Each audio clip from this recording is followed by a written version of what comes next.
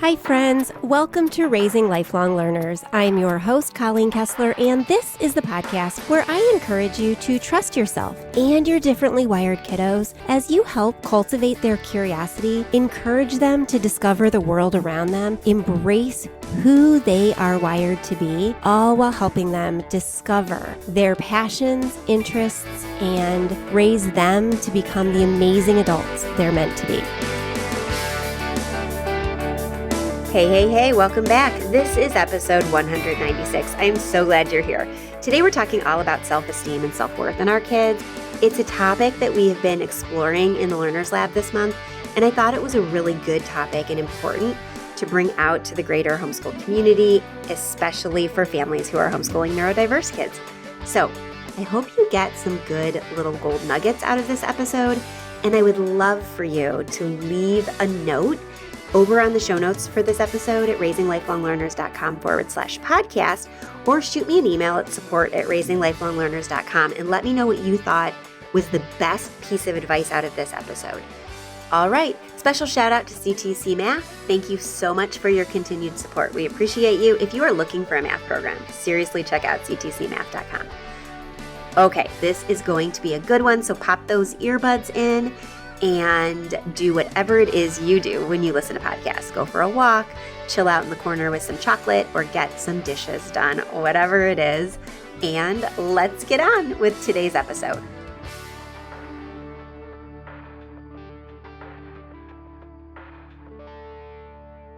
Okay, so let's get on with this topic.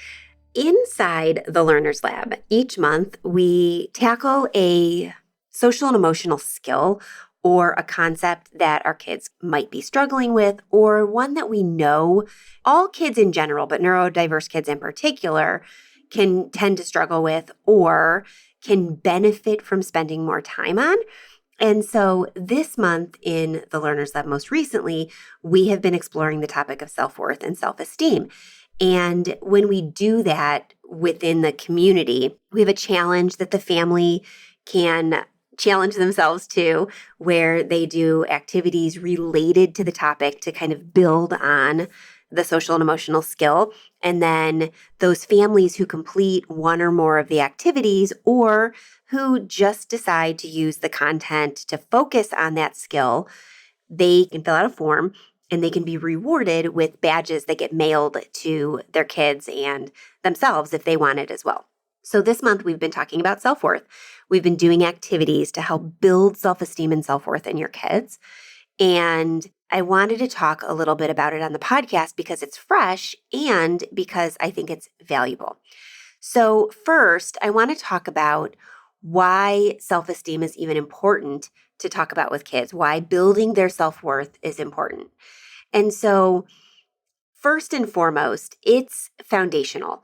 Self-esteem and self-worth, a positive feeling of oneself and one's own intrinsic value, is crucial for an individual's overall mental and emotional health. Self-esteem refers to the way humans feel about themselves and their abilities. It can have a profound impact on their behaviors, attitudes, and their relationships with themselves and others. So we want to make sure that we're building high self-worth, value, and self-esteem in our kids and helping them see their own value. When kids have a high self-esteem, they feel more confident. They feel confident in their abilities. They're more willing to take on new challenges and explore healthy risks. They make positive choices. They're more likely to choose healthy activities. They're more likely to choose solid and good friendships. They form positive relationships with others. They're able to communicate their needs effectively. They put up strong and healthy boundaries and stick with them. And then also, individuals with high self-esteem overcome obstacles. They're better able to handle adversity and failures. They're more resilient and able to bounce back from adversity. But in contrast, individuals, children in particular, with low self-esteem may struggle with anxiety and depression. It can lead to feelings of failure and negatively impact their mental health. They may engage in negative self-talk, constantly putting themselves down and believing that they're just not good enough. They may isolate themselves. They may feel unworthy of making friends or developing healthy and positive, lasting relationships with others. They may also take unnecessary risks. They may engage in risky behaviors like, as they get older, drug use, alcohol abuse. They may form friendships that aren't healthy for them and just do negative things. So overall, a high self-esteem is essential for our kids' healthy development because it helps them feel more confident, make positive choices, develop positive relationships, and overcome obstacles. So it's important that we explore this topic with our kids. And I also want to talk about the fact that self-esteem and self-confidence are often used interchangeably, but they're a little bit different. And they're both important, but I want to differentiate what I'm talking about in this podcast episode. Self-esteem refers to a person's overall evaluation of their own worth and their value as a person, a human being. It includes their beliefs about their abilities, strengths, and weaknesses, as well as their sense of belonging and acceptance in their social environment. So self-esteem is that overall, I am worthy of being here, I am valued, and I am all of that just because of who I am. Self-esteem is more global. It's a stable concept. It develops over time and through a variety of experiences and interaction with others. So it's something that's constantly evolving and changing and can go up and down depending on our kids' psychological and neurological health, their mental health. And so we want to kind of keep it in the forefront of our mind as our kids are developing, particularly as our kids enter tween and teen years and are going through puberty. But on the other hand, self-confidence refers to a person's belief in their ability to successfully perform a specific task or achieve a particular goal. It's more specific and situational. It can fluctuate depending on the task or the situation at hand. For example, a person might feel super confident in their ability to play a sport, but lack confidence when it comes to doing artwork. In other words, self-esteem is broad, it's more long-term. It's a more long-term evaluation of one's worth and value, while self-confidence is more situational and task-specific. Both concepts are important for a healthy sense of self-worth, but they involve different aspects of a person's identity and can impact different areas of their lives. A person with high self-esteem may have an overall positive sense of self-worth, but lack confidence in specific areas. Conversely, a person with high self-confidence in a specific area may still be struggling overall with their own self-worth and acceptance. And so we want to focus on that more global aspect of self-worth and self-esteem so our kids grow in their own confidence globally and overall. So why are we even talking about this, right? Well, parents, especially homeschooling parents, have an important role in shaping our kids' self-esteem. And it can fluctuate and be difficult, especially as our kids are getting older and are bombarded with outside influences or just their perception of some of those outside influences. For example, social media and society have an impact on kids' self-esteem and self-worth because they see these snippets and snapshots of maybe what others are doing and compare it to what they're not doing at a given moment, or they see what someone looks like and wish they looked like that person, or they see somebody exhibiting a talent and it seems effortless for them when they in turn struggle with that and work very hard at that same talent. And so it can give our kids kind of a warped sense of self and what's actually going on outside in society. And so we need to make sure that as our kids' primary person, we are constantly kind of evaluating where our kids are at, what they're feeling and how they're exhibiting those feelings without necessarily being on top of them and crushing them under our concern or our worry about it. So we want to make sure that we're becoming, again, I've said this before, a student of our kids. We're watching what they're doing, who they're interacting with, and how they're interacting with those people.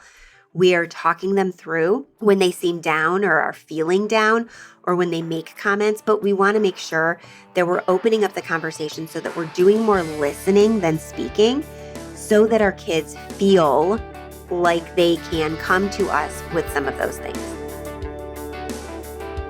Okay, so let's talk a little bit more about CTC Math. I've talked to you about CTC Math all season long, and I'll keep talking to you about CTC Math because not only are they a great podcast sponsor, but it's really a good solution for your kids. If you're looking for a math program that is flexible, it is adjustable, it is something that you can use with all levels of children, check it out. They have a money-back guarantee. This is the thing. I honestly didn't know about this before we subscribed, and when I was talking to the folks over there before this podcast season, they mentioned it to me, and I was stunned because what they said was even if you get through the entire year and you don't feel that your child made the amount of progress that you feel that they should have made, there's a no questions asked refund policy. They don't want you to be unhappy. They don't want your kids to be unserved. They want your kids to have the best math foundation possible so they can go forward in whatever it is they want to pursue. So all you need to do is give them a call and explain to them why it didn't work for you and what you felt didn't work, and they will give you a complete and total refund. Seriously. Those are some people of integrity. I had a problem a couple of years ago that it was a total problem with my kids, and I reached out. I said, I can't figure out how to do this with my kiddo, and they hopped on a call and helped explain it to me so I could explain it better and break it down because my kiddo was stuck in this one section. Their customer service is phenomenal. They want everybody to learn math. They truly, truly love math. They love what they do, and they believe in their product. So check them out, ctcmath.com, or go over to the show notes page and click on the link, or in the description for this on iTunes or wherever you're listening to your podcast, you should be able to see a clickable link and check it out because we really, really appreciate them. And like I said, we love them. All right, let's get back to today's episode.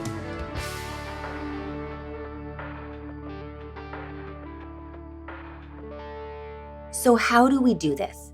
How do we help our kids build a strong sense of self-worth and positive, high self-esteem, especially when we homeschool them and we're around them all the time and they kind of like roll their eyes at all the different things we're trying and doing with them? Well, first, we want to make sure, like I said, that we are a student of our children. We know what's going on in their lives. We have lots of open-ended conversations. We invite conversations without judgment, and we listen more than we talk. We listen, and offer explanations or suggestions or support when it's needed, but we don't beat them over the head with it. So what kinds of things can we do tangibly for our kids? I'm going to give you 7 different things that we can do for our kids to help them build a strong sense of self-esteem. The first one is we can provide opportunities for our kids to achieve and master things in the area or areas of their strengths. So I talk a lot about finding our kids' strengths, interests, and passions and building on those. In fact, I am working on a book about this topic. I'm so excited. Stay tuned. I will be telling you more in the coming months, but I have a book that is being released in July of 2024, just in time for the next school year, the 2024-2025 school year, all about the importance of building on our kids' strengths and fostering these strengths and passions and embracing them and helping them see the things that they're good at. So we'll be talking a lot about those over in the coming months, but I want you to really look at what your kids are good at, what they love, what they lean into, and lean into that with them. Encourage your kiddo to pursue activities they enjoy and are good at. Provide them opportunities to practice and improve their skills, celebrate their successes, and help them learn from their failures. Talk with them, listen with them, debrief, evaluate, help them kind of see where they shined, and then build from there. But give them lots and lots of opportunities to do the things they love and are good at. If they love logic and puzzles, then do puzzles and logic games with them. If they thrive on stage, give them opportunities to work with coaches, audition for projects, get together with other kids who love those same things. If they play sports and are great at it, find camps that they can join, practices and teams that they can be a part of. But encourage them to do more in the areas of their strength. Number 2, encourage independence and autonomy. Give your kiddo opportunities to make decisions and take responsibilities for their actions. This can help them develop a sense of competence and self-efficacy, but it can also build their self-esteem because they are in charge of what their successes are. A lot of our kids, especially in their teen and tween years, struggle with self-confidence and self-esteem, and in turn, anxiety and depression because they just feel like life's too big. They don't have control over everything that's happening. And so they're just waiting for life to happen to them. But our kids really do have control over a lot of things in their lives. They can make choices about the activities that they participate in, the friends that they hang out with, the things that they do. Recently, we had a situation where some kids that we had met through different shows were feeling left out because they weren't getting together with other kids and they were watching on, Snapchat and Instagram, some of the friends that they had made in a previous show get together. But what they didn't understand was the kids hadn't made plans and excluded anybody. They had just all seen the announcement of another activity kind of independently and in conversation, realized they were all going to the same day of it and ended up hooking up at the activity and hanging out and taking pictures because it was like this mini reunion that happened quite a bit by chance, and parents talking about activities that were going on. So we want to encourage our kids to make good choices about who they hang out with, but we also want to encourage our kids to look kind of globally at the situation and understand that there may be more to it than meets the eye.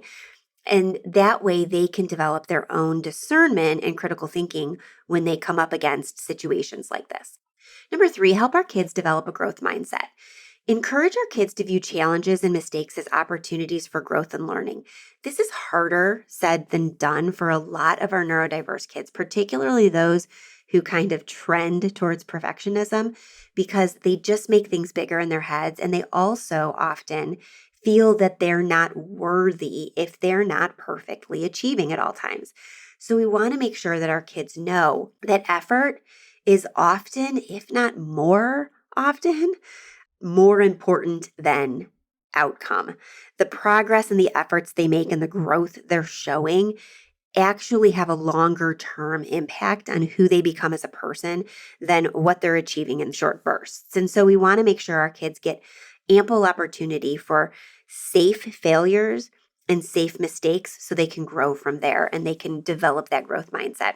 Number 4, encourage self-talk and self-reflection. Teach our kids to talk to themselves in a positive, encouraging way and to reflect on their strengths and achievements. This can help them develop a more positive self-image, but it can also be a building block to future success. If our kids, let's just use the example of a couple of my kids who do theater, if they're taking their performances each time they perform and looking at them and identifying the things that they did well, the things that they could improve on, and accurately reflecting on their own performance and their own successes, then they're able to build from there and move forward in a healthy, successful way as they go to the next show or the next show or the next show. So we want to encourage positive self-talk. We want to encourage self-reflection, and we want to encourage it in a constructive, not destructive way. Number 5, build a supportive and nurturing environment for your kids. Create an environment at home where your kiddo feels safe, loved, and supported. Be your kid's person. Encourage the family as team atmosphere. Every one of us in our family has different strengths and different weaknesses, and the whole is more important than those parts. It'd be really boring if we were all good at the same things. And so we want our kids to see all of the different things that they're each individually good at and how that contributes to a more interesting and fun whole. We want to encourage positive relationships within the family, between family members, and then without the family, friends and other families who homeschool, who do theater or sports or whatever it is your families are involved in. Make sure that you're spending time with the best people for your kids' self-esteem. Number 6, emphasize the importance of self-care and self-compassion in your kids. Teach your kiddo that it's important to take care of themselves physically, emotionally, and mentally. Encourage them to practice self-compassion, be kind to themselves, even when they make mistakes. It is one thing to take care of your space and your physical health. It's another thing entirely to make sure that you're taking care of your emotional and mental health as well. Make sure your kids know that is just as important, that they need to break themselves out of negative loops. They need to break away from intrusive thoughts. They need to be positive. And if they need support and help within that, then we need to listen to them. We need to get them the support and help that they need when they need it.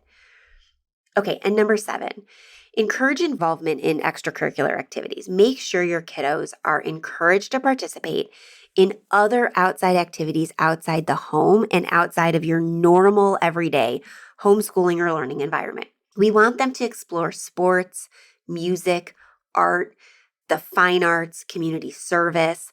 All of these different activities can help your kiddo develop a sense of purpose, a sense of belonging, and provide opportunities for interaction and personal growth. It helps them find their thing, cultivate themselves within that thing, and then on top of it, build skills in a variety of areas that are both the thing that they love and other things related or not related to it, so they become more well-rounded and feel that they can contribute to the greater world just by being who they are. Remember, building this is not something that's instant. Building self-esteem and self-worth in our kids is a process that takes time and effort. By providing supportive and nurturing environments and encouraging our kids to pursue their interests and passions, teaching them to view challenges as opportunities for growth, we can help foster a strong and positive sense of self-esteem in our kids. So let's just remind ourselves. Self-esteem and self-confidence go hand in hand. Self-esteem is global. It's that overall feeling of how we view ourselves and our contribution to the world and our intrinsic value. And self-confidence is situational, and it is related to certain talents and interests that we have. And it's important to cultivate high self-esteem and worth in our kids because they end up making more positive choices. They're willing to take on new challenges. They develop strong and positive relationships and overcome obstacles, becoming more resilient. And we can do that in a variety of ways.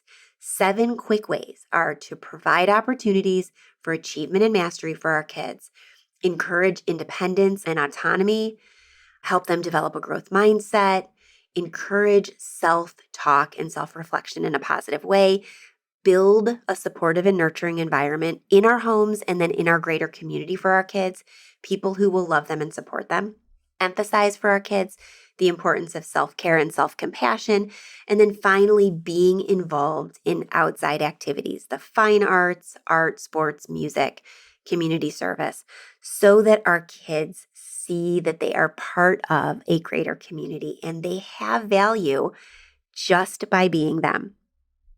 All right, remember, this is a process that takes time. You are the perfect parent to do this with your kids.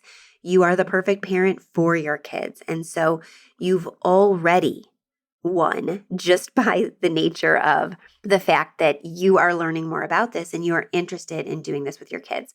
If you want more support in social and emotional skill building and things like this, exploring deeply a concept related to our kids' social and emotional health and mental health, then consider joining the Learners Lab. It's open right now. We will be closing it again in the next several weeks, but we just moved it to a brand new platform that is more easily accessible, organized for families. And so we've got it open up as our members migrate and move over and set up their new billing systems over on the new platform. And so we're going to keep it open till all of those people get over and then open it up to others out in the greater community. So this is a good chance to get in. We'll open it again a few months after we close it, and then we'll open it periodically throughout the year as we've done in the past. But because we have built it on a new platform, because we have this incredible, searchable, robust library of archived lessons, challenges, and resources, along with group coaching calls, open-ended Q&As once a month, and a kid space and master classes, In the next 6 to 8 months, we'll be raising prices. And so now's a good time to get in because you get locked into the price that you start at for as long as you stay a member. So check it out at raisinglifelonglearners.com, or you can find it at learnerslab.community. We'll have links to the Learners Lab, to our sponsor, CTC Math. We're so grateful for them, over on the show notes for this episode, along with other resources to help your kids build a strong sense of self-esteem and self-worth and self-confidence at raisinglifelonglearners.com/podcast. And you can always reach out with questions. I'd also love it if you feel compelled to leave a rating or review on Apple Podcasts or wherever it is you take in your podcast episodes, and forward this to somebody that you think could benefit from this topic or the other topics we discuss here. All right, we'll be back next week, same time, same place, with another episode. In the meantime, enjoy your kids, love on them, figure out what makes them tick, and celebrate who they are, because your kids are cool. Your kids are incredible, and you are so lucky to have them. And they are so lucky to have you. Have a great one. I will talk to you soon. Bye for now.